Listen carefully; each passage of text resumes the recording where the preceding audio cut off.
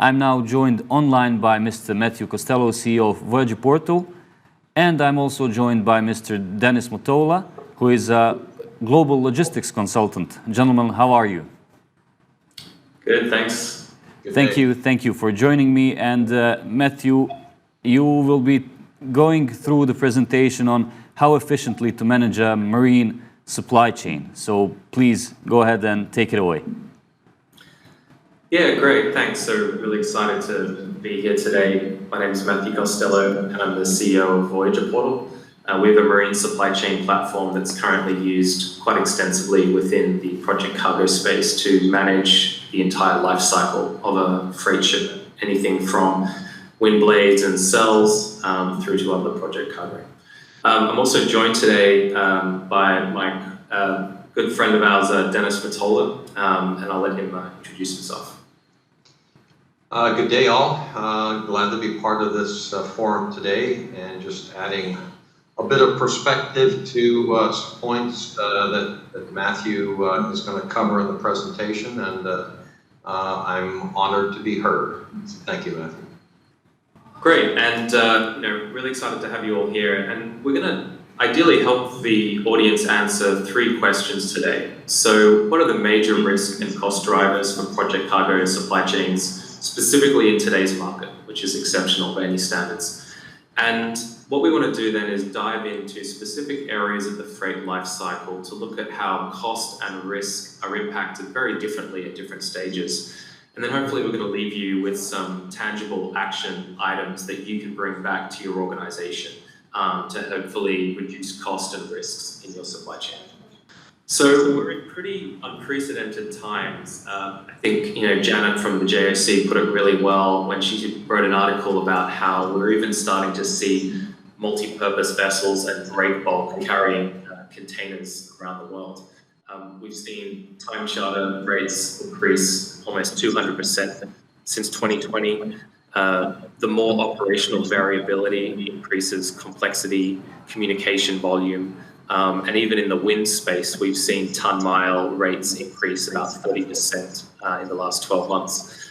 But I'm curious, Dennis, you've been in this industry a lot longer than I have. Is this unprecedented, and how is this different than previous times? Well, we've seen certainly movement in the market, large swings up or down, contingent, of course, on your perspective. But I don't think we've seen one quite like this before, with so many factors converging on the market in the same time.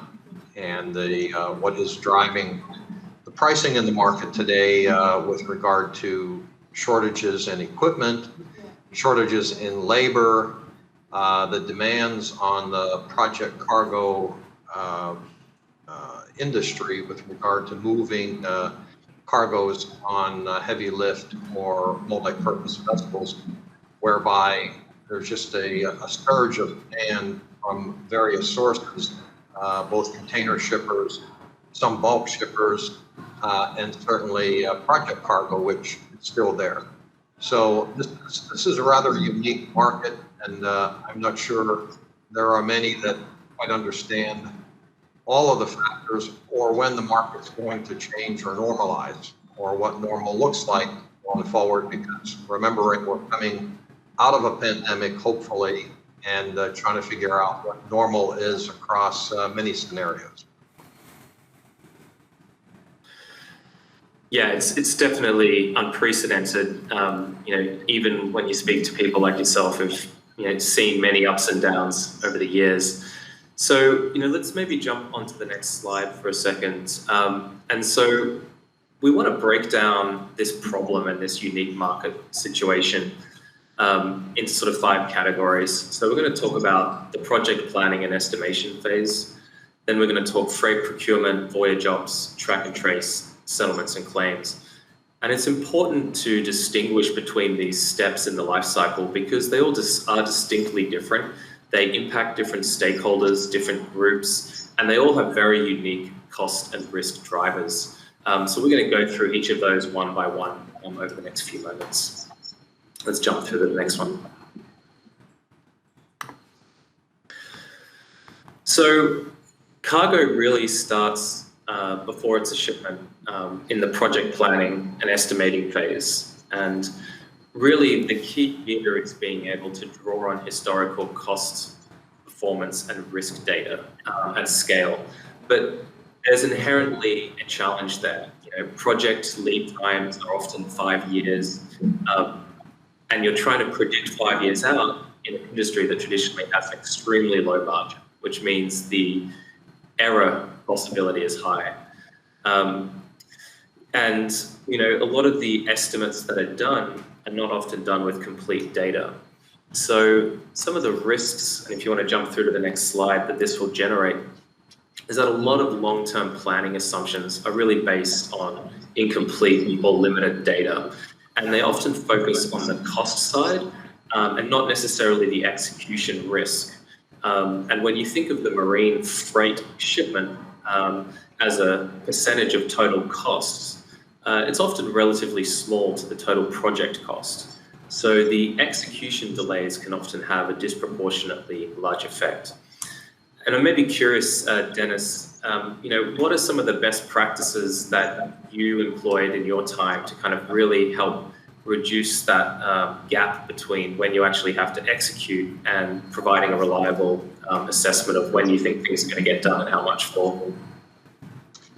Well, as a starting point, Matthew, because we're talking about project cargo, we're talking about cargo that is unusual in size, weight, and quantities, and that in a lot of cases requires specialized vessels to be able to handle it, lift it.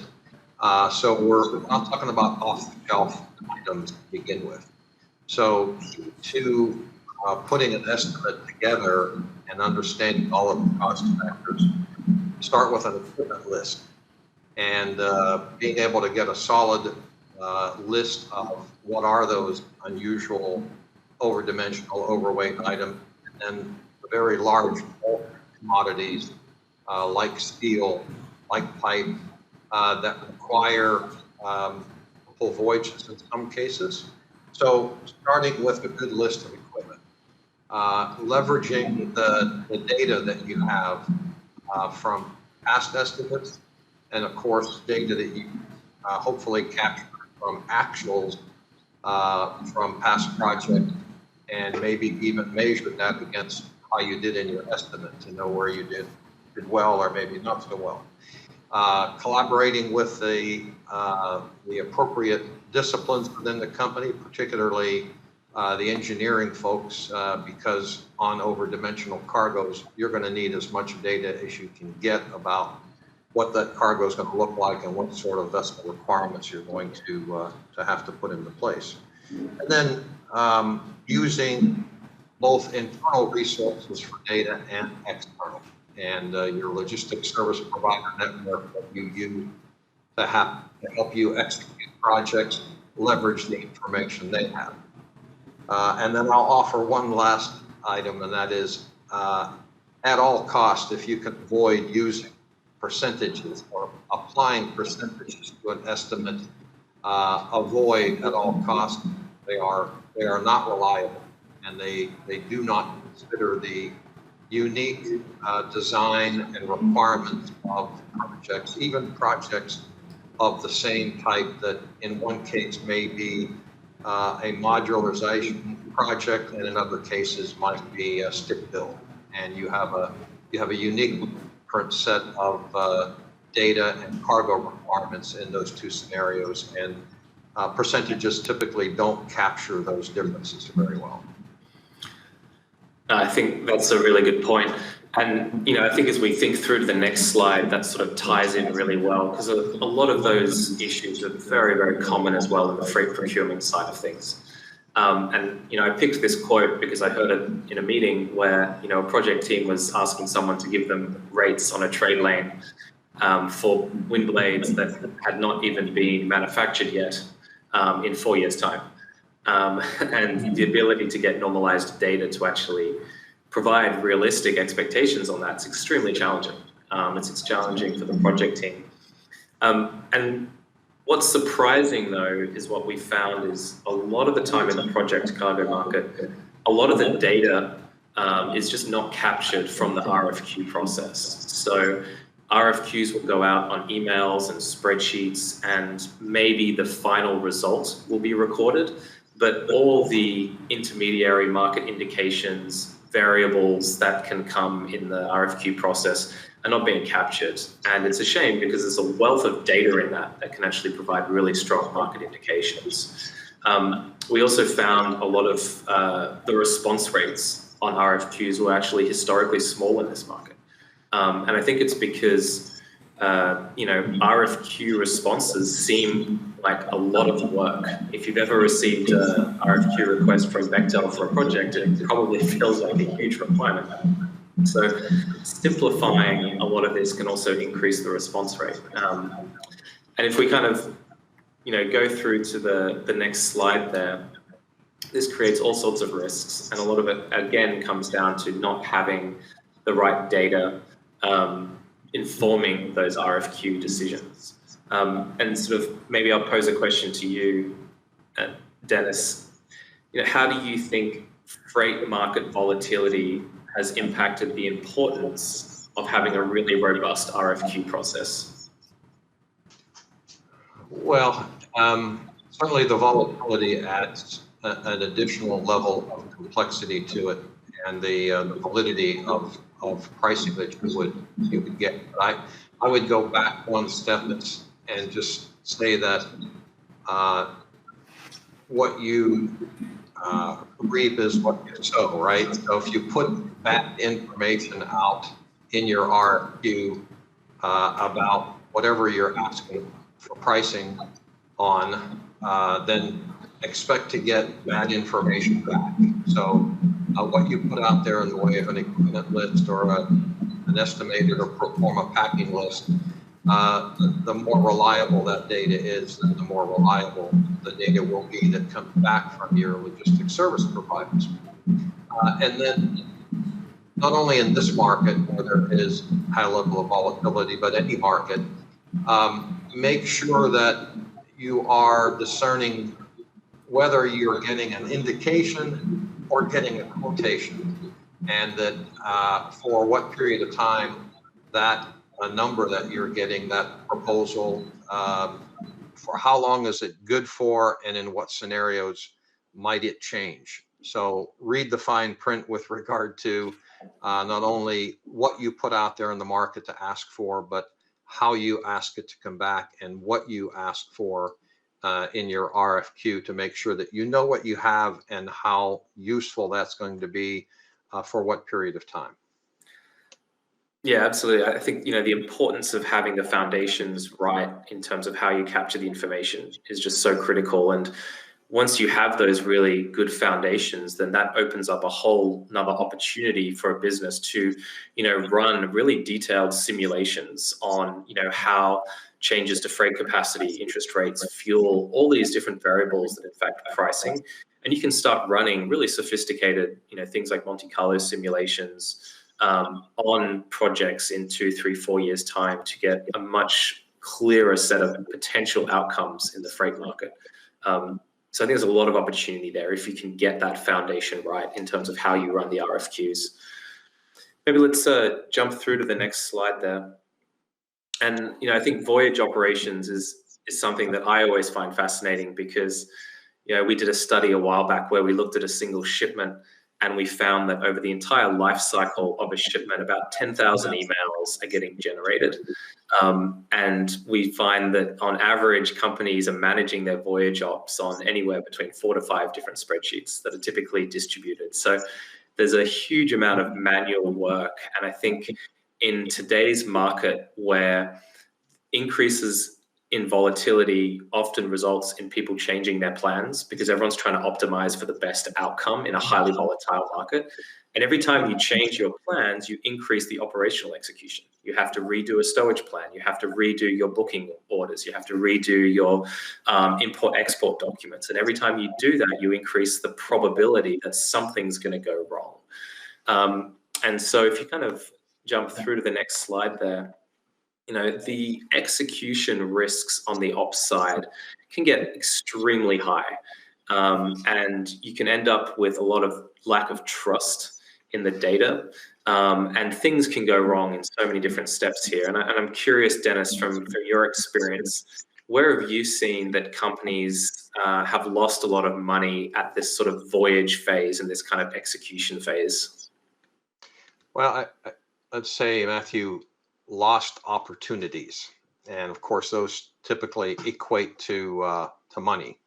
And in the project world, the key is predictability and schedule. So everything is schedule driven, and the ultimate customer, the field organization, who rely upon information coming from supply chain, certainly about when equipment will be available on the job site, rely upon the integrity of the information that they're being provided from the time something is purchased until the time that it arrives at the job site. So that whole chain has to be managed very tightly, and the need for accurate data there so that the field can plan their work and plan for labor, plan for resources that are needed on the job site to maintain schedule are of vital importance. And any logistics manager or any logistics team is going to build or trash their reputation based on the credibility of the information that's provided. So having a tool at their disposal to be able to quickly update and provide very vital information to the field is very important. And then, of course, keeping all of those fields filled in with data as best as possible that allow the field organization to plan work is what they're looking for. Yeah, and I think it's going to segue us really nicely into the next point around track and trace, where I think a lot of the time it's easy in your day-to-day job, especially managing these shipments, to kind of forget how impactful, reliable ETA and operations data is and how important it is to so many other parts of the business. You mentioned people on the job site, but there are trucks being planned around vessel ETAs. There are stevedores being booked. There is storage being planned. There are cranes that need to be hired based on the estimated delivery of something coming in on a bulk ship. So there's all these downstream parties that really require great high quality visibility on these shipments. And what we found when we look at the market is very little of this ETA and schedule data is actually tracked systematically. It's coming in via emails, it's being forwarded. It might be getting put into a spreadsheet, but are those spreadsheets tracking the changes to those ETAs over the life of a voyage?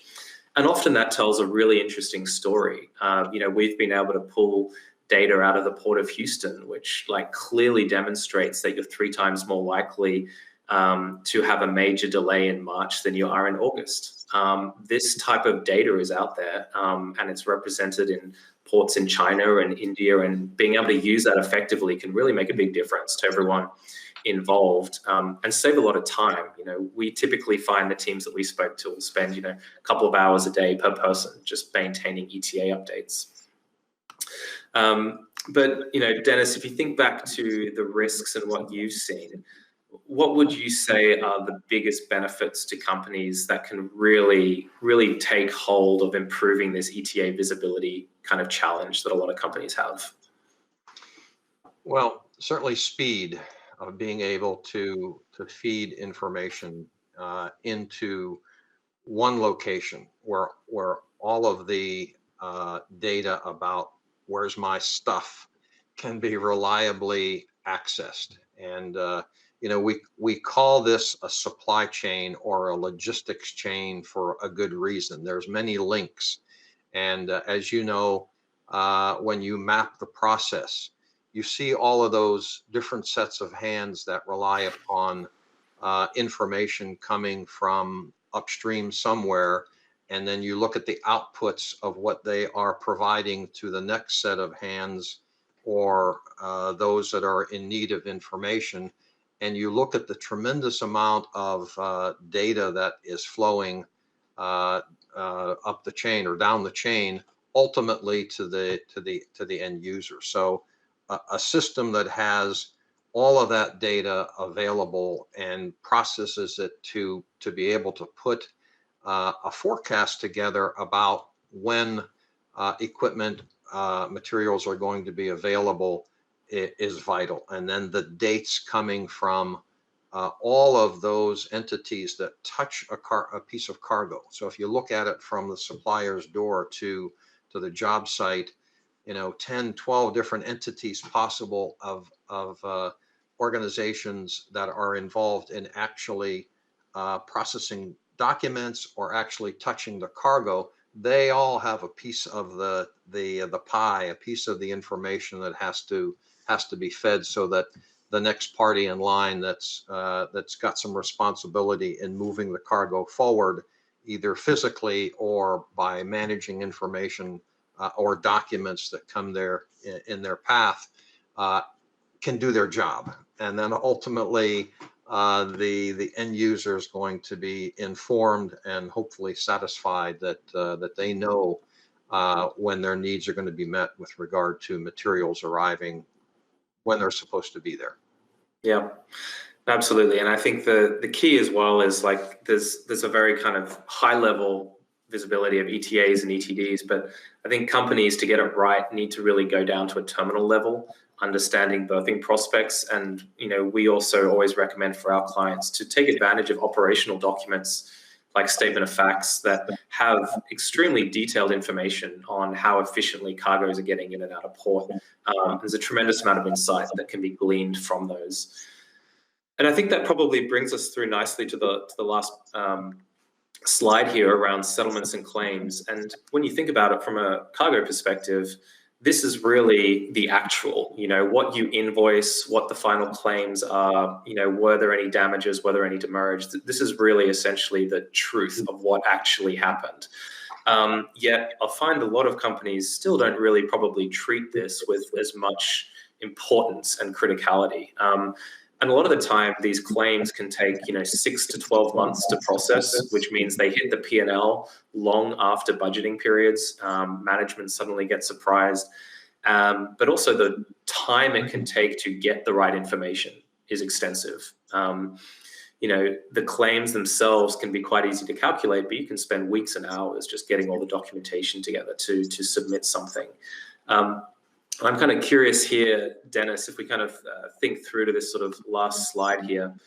I think you had a really interesting perspective on the importance of this and how companies need to think about demurrage and claims over the life of a shipment.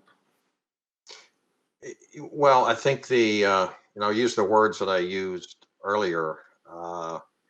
What you reap is what you sow. So if you start off with a solid contract document that both parties agree to and understand, with the goal of avoiding claims as much as possible. Obviously, there are scenarios that cannot be managed, that such as weather, that are going to result in cargo claims. But with regard to claims for contractual issues, the stronger that document is, the better it's understood, where both parties understand their responsibilities, and the parties work at a successful outcome. Hopefully, you're going to avoid those sort of claims, and then the data that is captured along the way. So if inevitably there is a claim result regarding performance, what data you capture along the way about what was supposed to happen and what actually happened, and what you do with that data, the availability of it when the time comes to be able to produce that and use that to demonstrate performance or non-performance, and then also with regard to dates that are either met or not met. equipment that is meets specifics or didn't meet specifics as called out in the contract document. All of those things, and then managing the processes along the way so that lifting plans are followed rather than not managing that and having something not properly lifted or the appropriate equipment used, and then you have a damage claim because of that. So it takes a lot of work to avoid claims, but it's a lot less work than managing those claims and then all of the rework and wasted time that you put into a claim whenever you then have to go through that. So, take the shorter path and do your job as best as possible to try to avoid any sort of claim scenarios. And I love that because it's almost a feedback loop. So the end goal is that better contracting will ideally, in theory, reduce the risk of claims on both sides. But to get to better contracting, you need better data to inform a feedback loop on how you contract better each time. And the only really way to do that is to have a really robust and disciplined data capture process that begins as soon as the shipment starts or even before, and then you capture that data, that develops the best practices in the feedback loop, that goes back into the contracting, which brings you all the way back to the estimates and planning side. So I think that segues really into the final slide of all of these things that we talked about are really interconnected and they're deeply important. Just because it's settlements and claims that might happen at the end of the shipment, that is actually going to inform in the future how better you estimate and you plan and you go out to the market with RFQs. So, and sort of a framework to sort of think about it a little bit is really you have your cost data and your execution data. And your cost data is going to come from your settlements and claims, planning and estimating, and your freight procurement. But you really need to be supplementing that with your execution data, which is the story of what is happening at a day-to-day level throughout the life of these shipments in as much granularity as possible. And I think if you can combine those together, I think you're on the path to having a really successful marine supply chain that can be optimized. And more importantly, at the end, you're going to know what good looks like. And I think that's one of the biggest challenges is being able to demonstrate and prove what a good shipment or a good project looks like. And I think we're at our last slide. So I don't know if Dennis, you had any last comments, but if you wanted to add at the end there. No, I would only offer that I think what we talked about today was certainly leverage the data that's available from past experiences to guide what you do differently or the same in the future. And then processes are so important. One, having processes that you follow, and then understanding, looking back at where you maybe didn't follow the process, fell off track, and what the consequences were, capturing that data also. So as much as you can plan for the future, take advantage of what you've done in the past to learn and guide successes in the future. Yeah, great. Well, thank you, gentlemen, both for this insightful presentation. Our pleasure. Thank you. You're welcome.